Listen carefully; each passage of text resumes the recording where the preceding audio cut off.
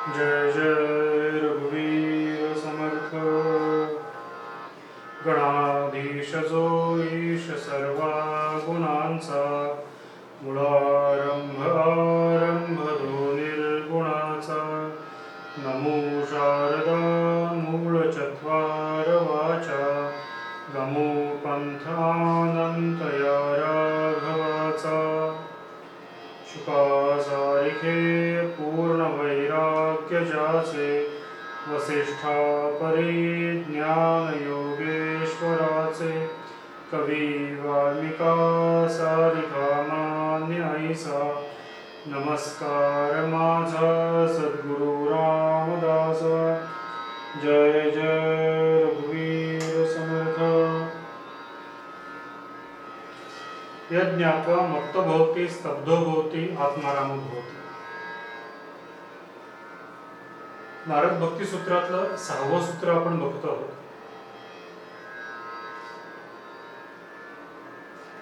मत्त भवति स्तब्ध भवति। मत्त होणं म्हणजे काय, सगळ्यांनी आपण बघितलेलं आहे की मत्ताची अलीकडची कलियुगातली व्याख्या पण आपण बघितलेली। आत्मारामो भवति, कळे रूप ते ज्ञान होता, तेथे आटली सर्व साक्षी अवस्था। मनाच्या श्लोकामध्ये समर्थांनी म्हटलेलं आहे त्या परब्रह्माचं रूप, त्या रूपाची किंवा त्या निर्गुण तत्वाची, त्या परब्रह्म तत्वाची जाणीव जेव्हा होते, ती जाणीव ही देहातल्या जीवात्म्याच्या साक्षीने घडत असते। ही जी अवस्था आहे ती साक्षी अवस्था आहे। ही जी साक्षी अवस्था आहे ती तिथं निघून जाते, आटली जाते असं समर्थ म्हणतात। हा जो जीवात्मा आहे तो त्या शिवात्म्यामध्ये किंवा परब्रह्म तत्वामध्ये संपूर्णतः विलीन होतो। शून्य बुडाले महाशून्य जसे, जसं माऊलीने ज्ञानेश्वरीमध्ये म्हटलेलं आहे, तेज तेजाशी सापडले। जे तेज होतं त्या तेजानेच त्या तेजाची ओळख करून घेतली, त्या तेजालाच त्या स्वयं तेजाची जाणीव झाली। सूर्याला स्वयं प्रकाशाची जाणीव होणं, एखाद्या छोट्याशा पंटीला त्या पंटीमधल्या दिव्याची क्षमता कितीही असले तर ती तेजपुंज स्वतःची जाणीव होणं आणि सर्व वात ती प्रकाशमान होणं, किंवा तो जो पणती आहे ती प्रकाशमान होणं, ही जी अवस्था आहे ही देहामध्ये ज्ञान रूपी प्रकाशाने होते। ती अवस्था आहे ती आत्माराम भोवती आहे। आपल्याला उगीच आत्माराम भोवती म्हणजे असं वाटत असतं की कुठेतरी अरण्यात गेलेलं आहे, ध्यान लावून बसलेलं आहे, मन एकाग्र झालेलं आहे, डोळे मिटलेले आहेत आणि 15-20 दिवस कुठलाही बाकीच्या क्रिया न होता ते शांतपणे त्या भगवंतामध्ये लीन झालेले आहेत। ही समाधी अवस्था म्हणजे आत्माराम होती आहेच, खचितच आहे, पण तीच आत्माराम अवस्था आहे असं म्हणणं थोडंसं अतिशयोक्तीचं ठरेल। नुसती समाधी किंवा ध्यान अवस्था लागणं म्हणजे आत्माराम भोवती असं नाहीये। तसं बघायला गेलं तर झोप आणि समाधी म्हणजे बाह्य लक्षणं सारखीच आहेत।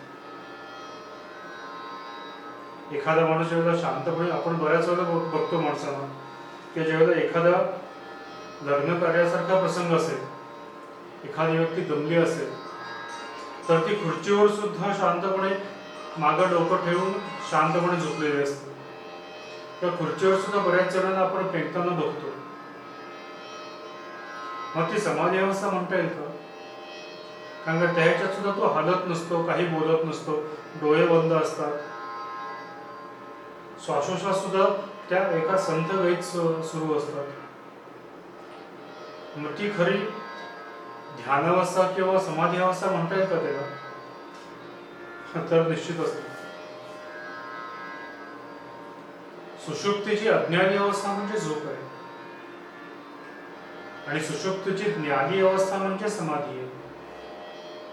आणि ही ज्ञानी अवस्था जागृतपणे सुद्धा साधणं म्हणजे जागृत अवस्था किंवा जागृतीमध्ये असताना सुद्धा देह आपलं काम करतो आणि अंतःकरण आपलं आपलं काम करत राहिलेलं आहे.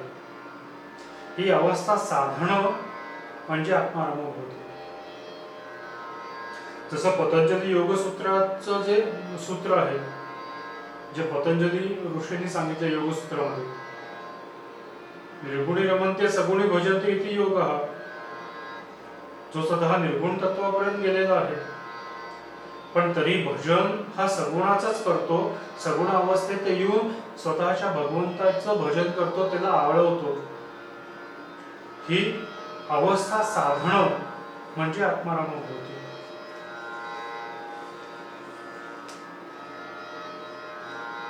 वयाच्या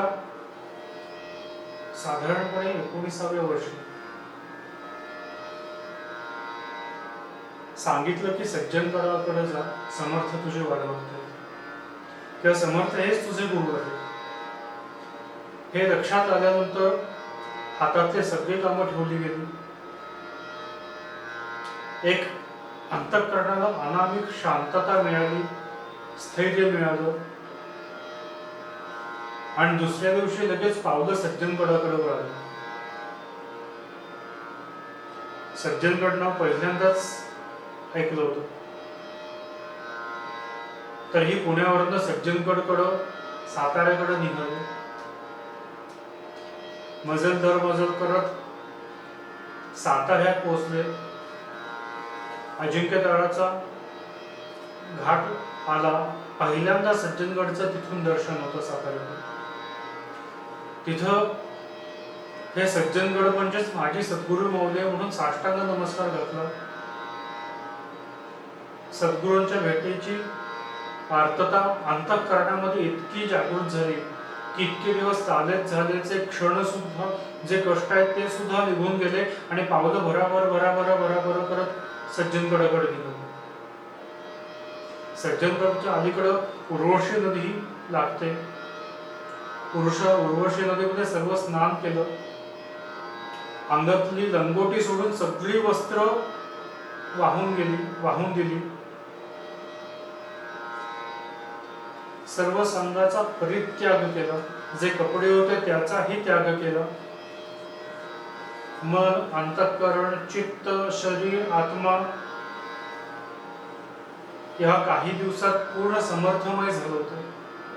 अशा अवस्थेत सज्जनगडवर 1927 साली गेली. सज्जनगडला जायचं आणि समर्थान आपले सद्गुरू हे कळल्यानंतर जी मनाची अवस्था आहे, भले ते चालत होते, सज्जनगडची वाट विचारत होते, इकडे तिकडं सज्जनगडला लवकर पोहोचावं म्हणून प्रयत्न करत होते. हा 19 वर्षाचा श्रीधर सुद्धा ती अवस्था म्हणजे खरंच आत्माराम होती.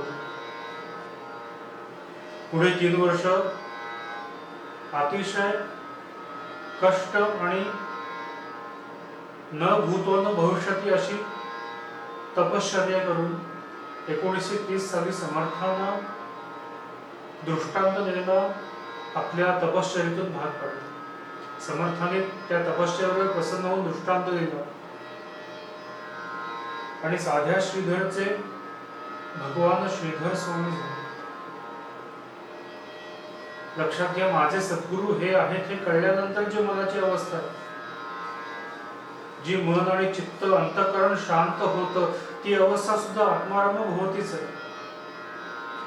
समर्थांच्या विचारांमध्येच रस्त्यावरची पाय चालत वाट तुडवत मन समर्थाच्या ठिकाणी एकच स्थिर होऊन अंतःकरणामध्ये दुसरा कुठलाही विचार नाही, माझे सद्गुरू मला केव्हा दिसतील केव्हा भेटतील ही आर्तता, भले शरीर कुठल्याही अवस्थेत असो, कुठल्याही स्थितीत असो, ती उन्मनी अवस्था जी आहे तीच खरी आत्माराम होती. श्रीधर स्वामी जेव्हा सगळं भारत भ्रमण करून परत आले सज्जनगडावर, त्यावेळेस सुद्धा त्या अवस्थेतच एका कोपऱ्यात बसून राहिले होते. सज्जनगडावर सेवा करणाऱ्या एका काकूनी त्यांना ओळखलं, हा श्रीधरच आहे. त्यावेळेस सुद्धा त्यांची अवस्था तीच होती, समर्थ आणि फक्त समर्थ. अंतःकरणामध्ये दुसरा कुठलाच विषय नव्हता, फक्त सद्गुरूंचं चिंतन. ही जी अवस्था आहे तीच खरी आत्माराम आहे. मग त्यासाठी संपूर्ण संसार त्याग करून किंवा सर्व समाजापासून दूर राहून कुठेतरी अरण्यात जाऊन की हिमालयात जाऊन तप करणं आणि एक शांतता करणं, हे म्हणजे हे नाहीये. म्हणजे ही अवस्था किंवा सगळं संग परित्याग करणं हे प्रपंचात राहून किंवा समाजात राहून सुद्धा करू शकतो माणूस. तुकाराम महाराजांचं बघा, माऊलींचं आहे, नामदेवांचं आहे, सावतामाळी, गोरा कुंभार, कितीतरी नावं देत आहेत.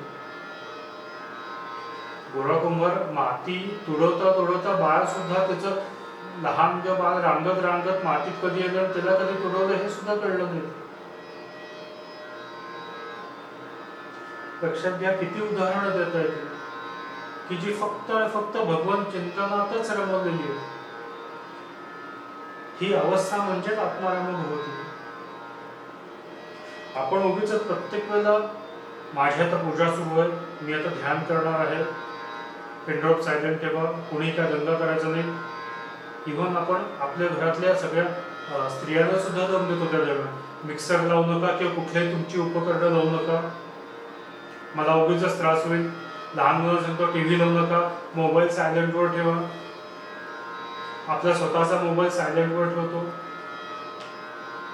आणि कुठेतरी एखाद्या कोपऱ्यात जाऊन बरेच जण आहेत ना, ते मोबाईलमध्ये कुठलं तरी भजन किंवा ओंकार किंवा काहीतरी असं कानात घालून ते शांतपणे बसतात. बरेच जण मला म्हणतात की आमच्या इथे दुकानात येतात, जेव्हा विचारतात अहो ते श्रीराम जयराम जय जयरामचं मंत्राचं मशीन वगैरे आहे का? नाही, कानावर पडलं की तेवढं चांगलं वाटतं.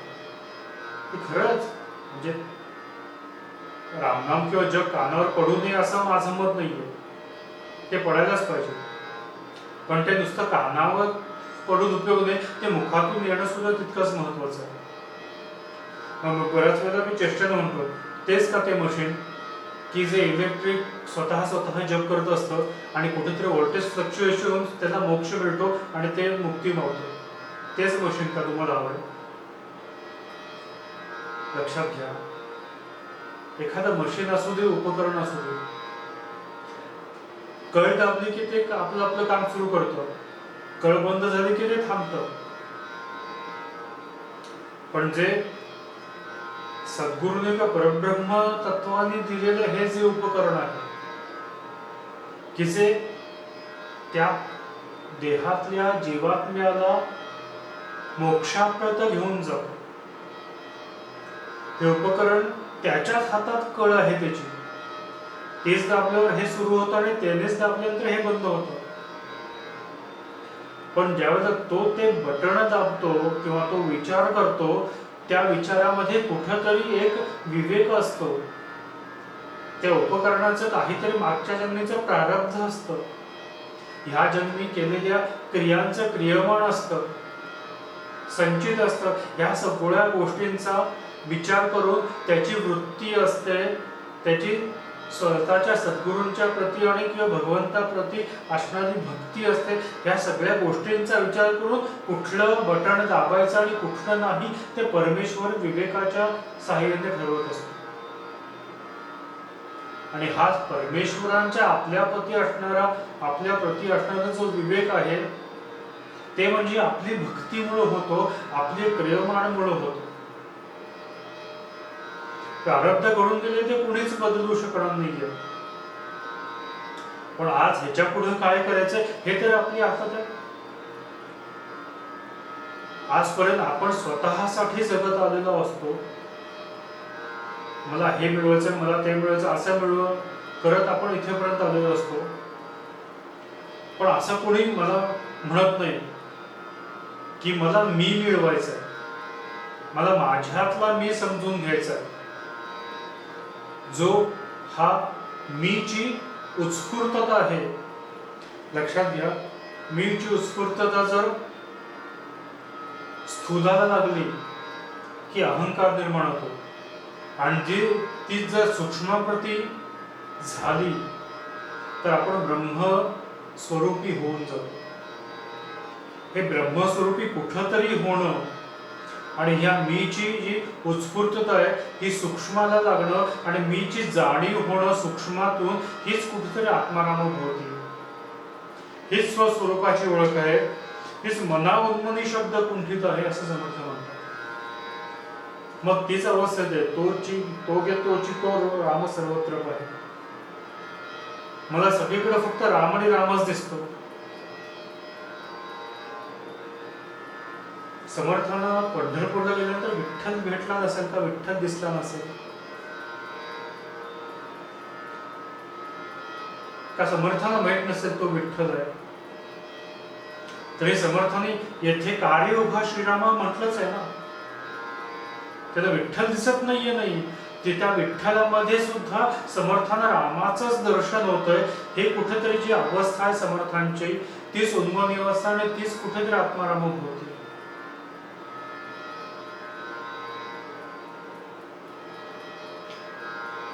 विठुरायाच्या दर्शनासाठी वारकरी नेहमीच जात असतात, भरपूर संत जात असतात. विठ्ठल त्यांना कुठल्या कुठल्या रूपात भेटेल हे सांगता येत नाही, पण ती त्या काळ्या पाषाणासाठी जातात का त्या आतल्या विठ्ठल रूपी तत्वासाठी जात असतात. यावर्षी दुर्दैवाने वारं नाहीये, पण लक्षात घ्या, कोणीही आमंत्रण दिलेलं नसतं.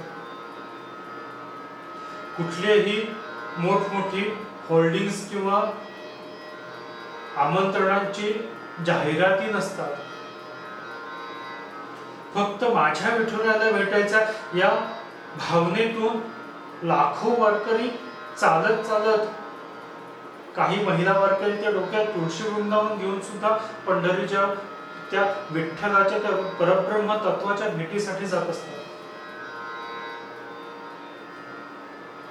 पाय कधी पाऊस पडतो, कधी काट्यातून चालत, कधी चांगले रस्ते असतात, काही ठिकाणी मदत असते, काही ठिकाणी मदत नसते. पण ह्या सगळ्या ऊन वारा पाऊस ह्याला सगळ्यांना तोंड देत तो वारकरी फक्त विठ्ठल आणि विठ्ठलाच्या दिशेनंच निघालेला असतो.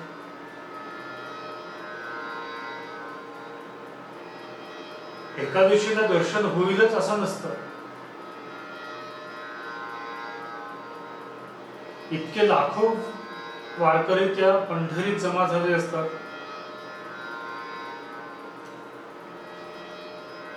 त्या पंढरीच्या दैवताचं, त्या वैकुंठाच्या दैवताचं जो कर्नाटक आहे, असा विठ्ठलाचं दर्शन त्या वारकऱ्यांना होईलच असं नसतं. पण तरीही कळसाचं दर्शन का होईना, मुखदर्शन का होईना, चंद्रभागेमध्ये स्नान का होईना, या एका छोट्याशा आशेने सुद्धा ते पंढरीकडे धाव देत असते. एकनाथाने माझे माहेर पंढरी आहे भीमरीच्या तीरी. अभंगातून प्रत्येक पंढरपूर मधल्या गोष्टींचं वर्णन केलेलं आहे आणि प्रत्येक गोष्टी ही विठ्ठलमय झालेली आहे हे एकनाथ महाराज सांगतात. ही अवस्था म्हणजे खरीच आत्माराम अवस्था आहे. वारकऱ्यांना विचारा, तुम्हाला कुठे कष्ट होतात का? किंवा सज्जनगडावर दासनवमी उत्सवाला इतके कष्ट करणारे, इतके इथे सेवा करणारे मंडळी आहेत,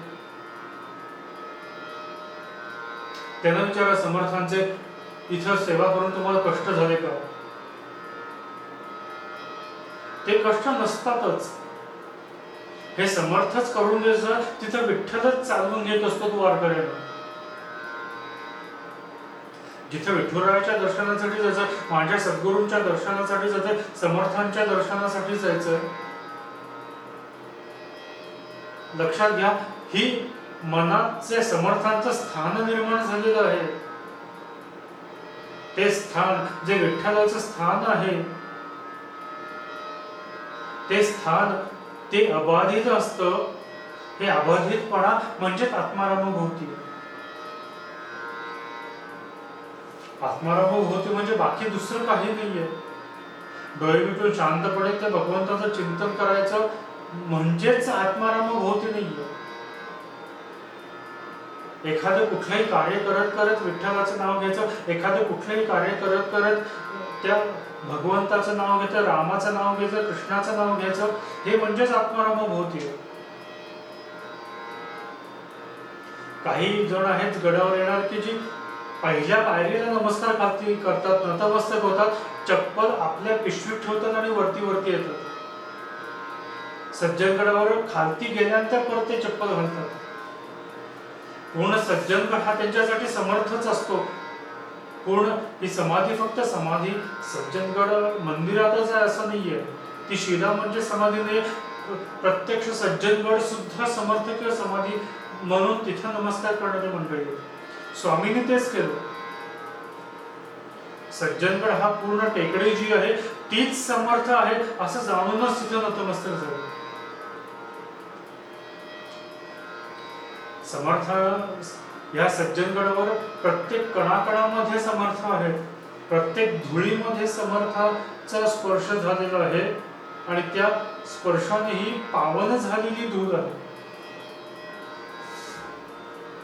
ही भावना मनात घेऊन सुद्धा ती धूळ स्वतःच्या कपाळी लावणारी मंडळी. ही अवस्था म्हणजे ही मनाची अवस्था म्हणजे आत्मारामभूतीच आहे, स्तब्धभूतीच आहे, मत्तभूतीच आहे.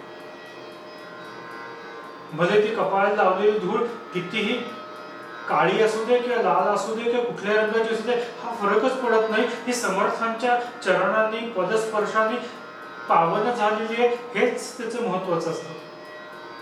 हीच भावना कुठंतरी मनामध्ये अंतःकरणामध्ये दृढ होणं म्हणजेच आत्मारामभूती. तुम्ही आपापल्या घरात जरी असलात आणि समर्थांचं नुसतं स्मरण केलं किंवा मी असं डोळे बंद करून मी सज्जनगडावर वरती चढत गेलेलो आहे, ती धूळ स्पर्श केलेली आहे, मी समाधीच्या इथं पायरीवर पहिल्या पायरीवर नतमस्तक झालोय, तिथं गणपतीचं दर्शन झालंय, तिथं दर्शन घेतलंय, आत मारुतीला जाऊन दर्शन घेतलंय, पुढं मला तिथं मारुती दर्शन घेतल्यानंतर वळलो की मला खालती आणि वरती रामराय दिसतात.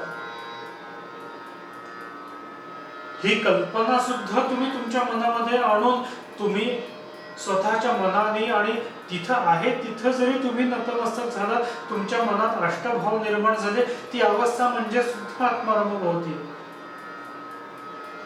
त्यासाठी सज्जनगडावर यायचीच गरज नाहीये. हा याची देही याची डोळा बघायसाठी सज्जनगड आहेत, समर्थ सगळीकडेच आहेत. फक्त सगळ्यात महत्वाचं काय आहे की तुम्ही डोळे बंद केलेत की मन, चित्त, वृत्ती, आत्मा ही एकाच स्तरावर येऊन आपल्या भगवंत, आपल्या सद्गुरूंचं दर्शन आपल्या दृष्टीपटलावर घेणं आणि ते सदोतीत तीच उन्मनी अवस्था अंतःकरणामध्ये राहणं म्हणजेच खरं आत्मारामभूती. आज इथेच थांबूया. जय जय रघुवीर समर्थ.